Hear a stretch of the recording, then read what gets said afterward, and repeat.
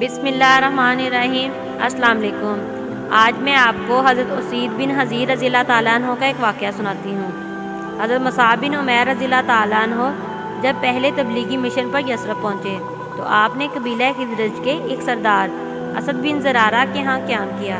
اس نے اپنے گھر میں سے ایک کمرہ ان کے قیام کے لیے مخصوص کر دیا جسے وہ تبلیغی مقاصد کے لیے استعمال کرتے۔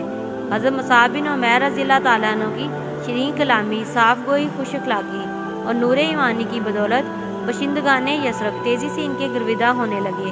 سب سے بڑھ کر جس خوبی نے لوگوں کو متاثر کیا وہ ان کا نہایت سریلی آواز میں قرآن مجید کی تلاوت کا دلکش انداز تھا، جس سے پتھر جیسے دل نرم ہو جاتے، سننے والوں کی آنکھوں سے آنسو جاری ہو جاتے۔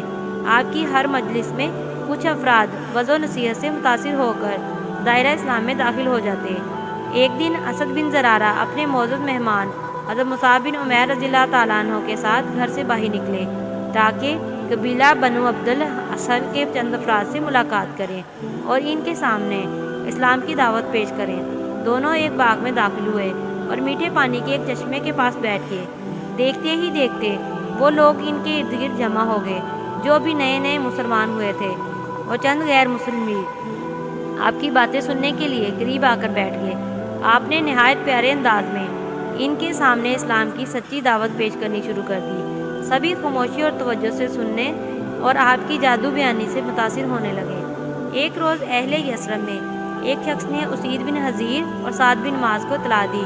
یہ دونوں قبیلہ اوس کے سردار تھے اور ایک مکی نوجوان ان کے گھروں کے قریب سکونت پذیر ہے، لوگوں کو اپنے دین کی طرف دعوت دینے میں دن رات مصروف ہے اور اسد بن زرارہ نے اسے اپنے گھر ٹھہرایا ہوا ہے۔ یہ خبر سن کر سعد بن معاذ نے اسید بن حضیر سے کہا، تیرا کچھ نہ رہے، فوراً جاؤ اس مکی نوجوان کی خبر لو جس نے ہمارے گھروں کا رخ کر رکھا ہے۔ وہ چاہتا ہے کہ ہمارے کمزور دل لوگوں کو برگلائے اور ہمارے خداؤں کی توہین کرے۔ اسے روکو اور تنبیہ کر دو کہ آج کے بعد ہمارے علاقے میں قدم نہ رکھے۔ پھر افسردہ ہو کر کہنے لگے، اگر یہ میری خالہ کے بیٹے اسد بن زرارہ کے ہاں مہمان نہ ہوتا تو میں خود اس کی خبر لیتا اور اسے فوراً یہاں سے بھاگ جانے پر مجبور کر دیتا۔ سعد بن معاذ کی باتیں سن کر اسید بن حضیر نے نیزہ پکڑا اور سیدھا باغ کی طرف چل دیا۔ اسد بن زرارہ نے جب دور سے اسے باغ کی طرف آتے ہوئے دیکھا تو حضرت مصعب بن عمیر رضی اللہ تعالیٰ عنہ کے کان میں کہا کہ وہ دیکھو، قبیلے کا سردار اسید بن حضیر آ رہا ہے۔ بہت سے کمالات کی بنا پر اسے قبیلے میں عزت و احترام کی نگاہ سے دیکھا جاتا ہے۔ اگر یہ مسلمان ہو جائے تو اس کی وجہ سے بہت سے لوگ اسلام قبول کر لیں گے۔ عذرائے کرم اس کے سامنے اللہ کا پیغام عمدہ اور دل نشین انداز میں پیش کریں۔ دیکھتے ہی دیکھتے اسید بن حضیر بڑے طمطراق اور روب و دبدبے کے ساتھ مجمع کے سامنے آ کھڑا ہوا۔ حضرت مصعب بن عمیر رضی اللہ تعالیٰ عنہ کو مخاطب کر کے کہنے لگا، مجھے یہ بتاؤ کہ تمہیں ہمارے گھروں کی طرف رخ کرنے کی جرت کیسے ہوئی؟ ہمارے کمزور دل لوگوں کو پھسلانے اور ورگلانے کے لیے تمہیں کس نے اجازت دی؟ کان کھول کر میری بات سنو، اگر تمہیں اپنی جان کی ضرورت ہے تو اسی وقت اب ہماری بستی سے نکل جاؤ۔ حضرت مصعب بن عمیر رضی اللہ تعالیٰ عنہ نے نور ایمان سے چمکتے ہوئے چہرے کے ساتھ اسید بن حضیر رضی اللہ تعالیٰ عنہ کی طرف دیکھا اور نہایت نرم لہجے اور میٹھے انداز میں ارشاد فرمایا، میرے بھائی، کیا تمہیں خیر اور بھلائی کا مطلوب ہے؟ اس نے بڑی بے نیازی سے جواب دیا، خیر اور بھلائی کیا ہوتی ہے؟ آپ نے فرمایا، آپ ہمارے پاس چند لمحے بیٹھے، میری باتیں سنیں، اگر آپ کو یہ پسند آئیں تو قبول کر لینا، اور اگر پسند نہ آئیں تو ہمارا آپ سے وعدہ رہا کہ ہم یہاں سے چلے جائیں گے اور دوبارہ کبھی اس طرف کا رخ نہیں کریں گے۔ یہ سن کر اسید بن حضیر نے کہا، بات تو آپ نے دل لگی کی ہے۔ ساتھ ہی اپنا نیزہ زمین پر گاڑا اور آرام سے بیٹھ گئے۔ حضرت مصعب بن عمیر رضی اللہ تعالیٰ عنہ دل نشین انداز میں اس کے سامنے اسلام کی خوبیاں اور فضائل بیان کرنے لگے اور دل عزیز لہجے میں آیات قرآنی کی تلاوت شروع کر دی، جس سے اس کے چہرے سے دھیرے دھیرے انکباز دور ہونے لگا۔ بالآخر وہ جذب و کیف کے عالم میں پکار اٹھا، آخر باتیں کیا خوب ہیں، کس قدر دل نشین اور دل گداز ہیں۔ جس کلام کی آپ تلاوت کرتے ہیں وہ بہت عظیم کلام ہے۔ پھر اس نے جھکی ہوئی نظروں سے باادب انداز میں پوچھا، اسلام میں داخل ہونے کا کیا طریقہ ہے؟ حضرت مصعب بن عمیر رضی اللہ تعالیٰ عنہ نے ارشاد فرمایا، آپ غسل کرو، پاکیزہ لباس پہنو اور پھر یہ کلمہ پڑھو، لا الہ الا اللہ محمد الرسول اللہ، اللہ تعالیٰ کے سوا کوئی معبود حقیقی نہیں اور حضرت محمد صلی اللہ علیہ وآلہ وسلم اللہ کے رسول ہیں۔ اس کے بعد 2 رکعت نماز ادا کرو۔ یہ سن کر وہ مجلس سے اٹھا، قریبی کنویں پر گیا، غسل کیا، کپڑے دھوئے، کلمہ طیبہ پڑھا اور 2 رکعت نماز ادا کی، اور سرزمین عرب کا ایک عظیم سپوت، ماہر شر سوار، دانشور اور قبیلہ اوس کا ہر دل عزیز سردار دائرہ اسلام میں داخل ہو گیا۔ ذاتی کمالات کی بنا پر قبیلے کے افراد سے کامل کے لقب سے پکارا کرتے تھے۔ یہ بیک وقت سیف و قلم، شاہ سواری، تیر اندازی، نجابت و شرافت، عقل و دانش اور فن و کتابت میں خاص مقام رکھتے تھے۔ بعد میں یہی حضرت سعد بن معاذ رضی اللہ تعالیٰ عنہ کے لیے سلام قبول کر چکا تھا۔ پھر ان دونوں کے درمیان ذریعے قبیلہ اوس کے اکثر افراد دائرہ اسلام میں داخل ہو گئے، اور اس کے بعد مدینہ طیبہ کو رسول اللہ صلی اللہ علیہ وآلہ وسلم کے مقام ہجرت، جائے پناہ اور دارالحکومت بننے کا شرف حاصل ہوا۔ جب حضرت مصعب بن عمیر رضی اللہ تعالیٰ عنہ نے حضرت اسید بن حضیر رضی اللہ تعالیٰ عنہ نے قرآن مجید کی تلاوت سنی تو ان کے دل میں قرآن مجید کی والہانہ محبت پیدا ہوگی۔ آپ قرآن مجید کی طرف سے اس طرف متوجہ ہوئے جیسے کوئی پیاسا گرم ترین دن میں میٹھے اور ٹھنڈے چشمے کی طرف لپکتا ہے۔ بالآخر یہ قرآن مجید ہی کے ہو کر رہ گئے۔ اس کے بعد انہیں یا تو غازی مجاہد کے روپ میں اور یا پھر قرآن مجید کی تلاوت میں منہمک دیکھا۔ آپ کو قدرت کی جانب سے شیریں کلامی، خوش ذوقی اور سریلی آواز کا وافر حصہ ملا تھا۔ جب رات کا سناٹا چھا جاتا، لوگ نیند کی آغوش میں لوریاں لینے لگتے تو آپ خوش الحانی سے قرآن مجید پڑھنا شروع کر دیتے۔ صحابہ کرام رضی اللہ تعالیٰ عنہ آپ کی تلاوت سننے کے منتظر رہتے۔ خوش نصیب ہے وہ انسان جس سے حضرت اسید بن حضیر رضی اللہ تعالیٰ عنہ کی زبان مبارک سے تلاوت قرآن سننے کا اتفاق ہوا۔ آپ ہو بہو اسی طرح قرآن مجید پڑھتے جیسا کہ رسول اللہ صلی اللہ علیہ وآلہ وسلم پر نازل ہوا تھا۔ انسان تو کجا فرشتے بھی آپ کی تلاوت سن کر لطف اندوز ہوتے۔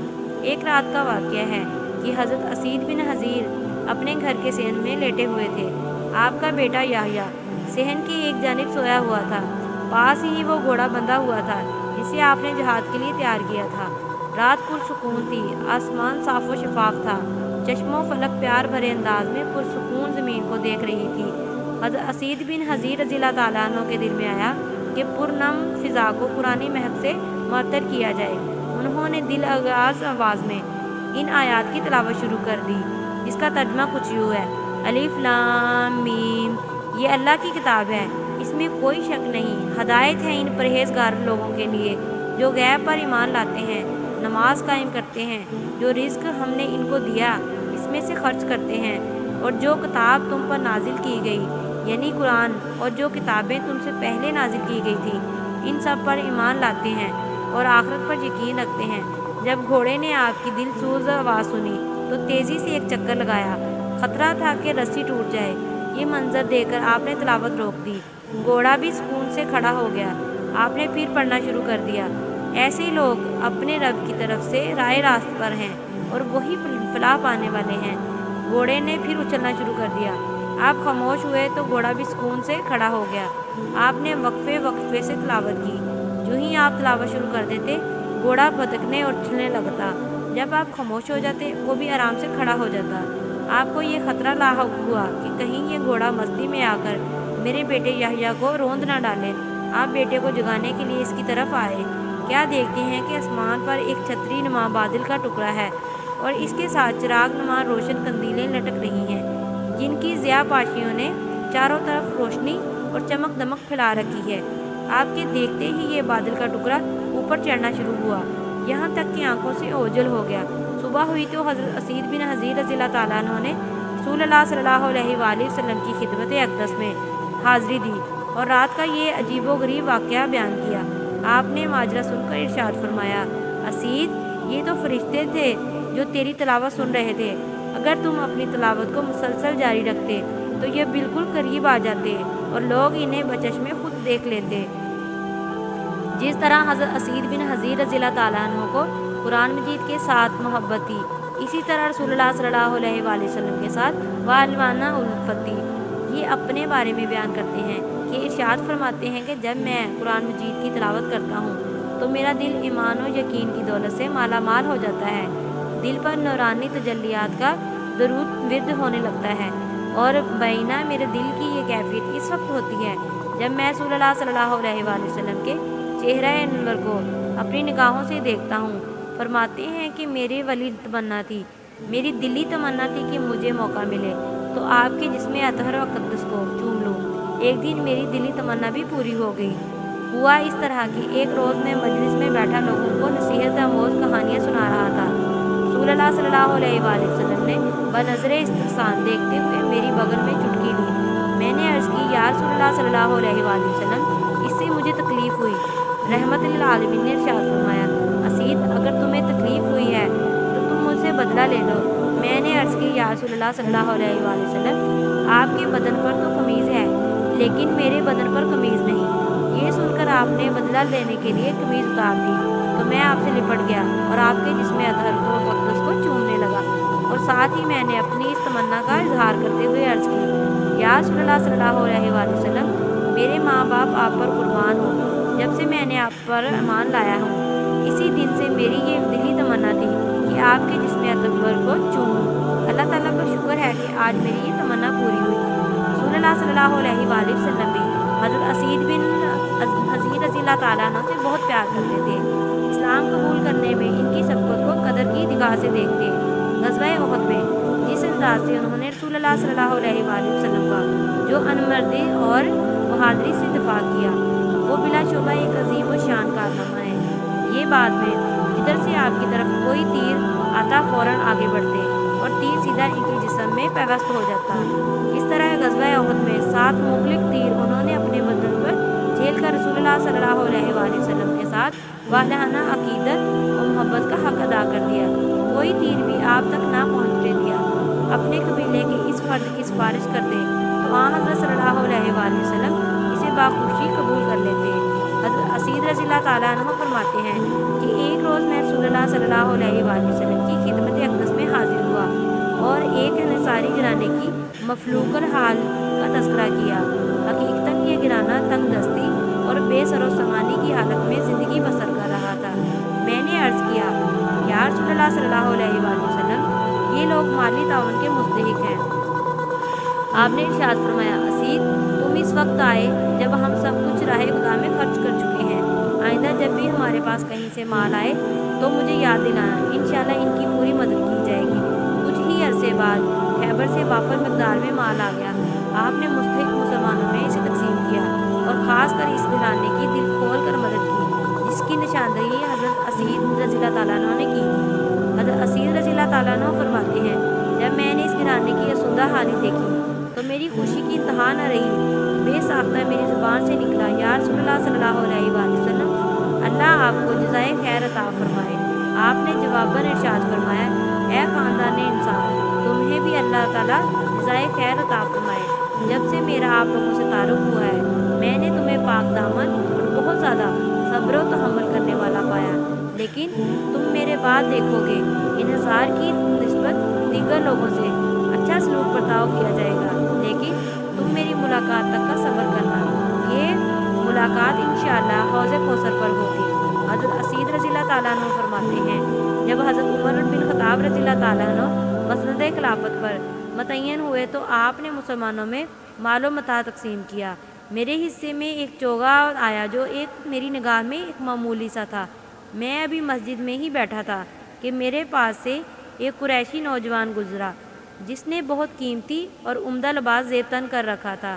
یہ لباس امیر المومنین نے اسے بیت المال سے عنایت کیا تھا اور یہ اتنا لمبا تھا کہ زمین پر گھسیٹتا تھا۔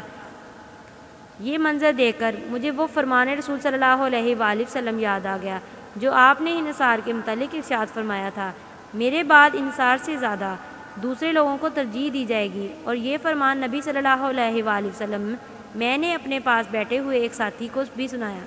وہ شخص میری بات سنتے ہی اٹھا اور امیر المومنین حضرت عمر رضی اللہ تعالیٰ عنہ کے پاس پہنچا اور آپ کو وہ سب کچھ بتا دیا جو میں نے اس کے سامنے کہا تھا۔ حضرت عمر رضی اللہ تعالیٰ عنہ یہ بات سنتے ہی میرے پاس پہنچے۔ میں اس وقت نماز پڑھ رہا تھا۔ آپ نے گرجدار آواز میں کہا، اسید، جلدی نماز پڑھو۔